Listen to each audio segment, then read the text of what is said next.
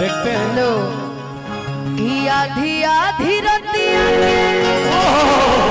अरे भाटा पर से टिके के बड़ी हमारा के जगह मारे खातिर दौड़ से मारे खातिर दौड़ से बसवा के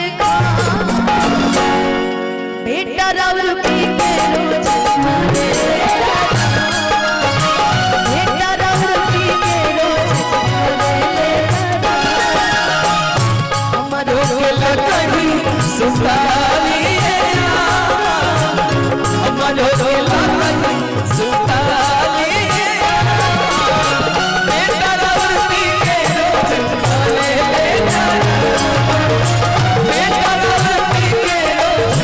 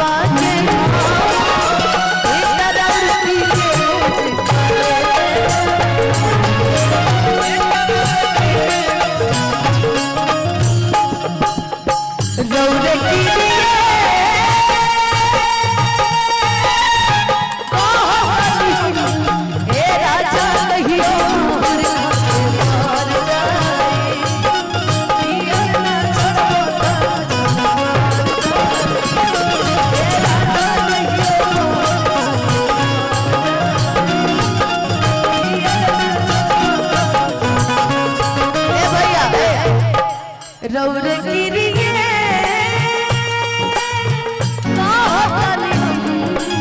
रौर गिरिए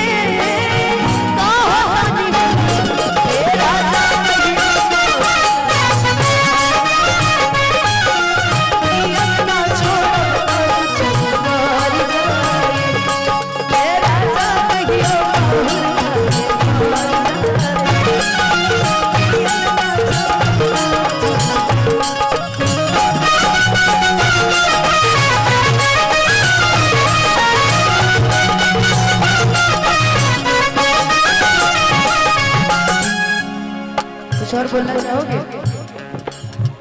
अरे बोलो। कोनो दिनवा शिकार हो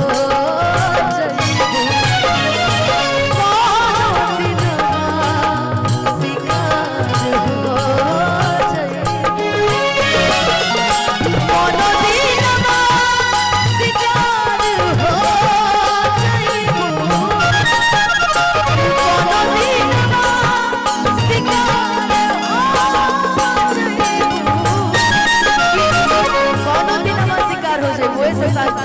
कोनो दिन हमारा शिकार हो जाए लेकिन हमसे मिलबू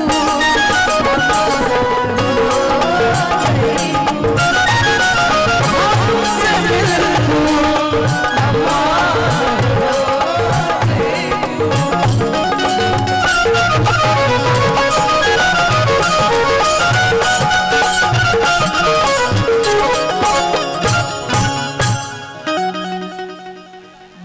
रौर पी के रोज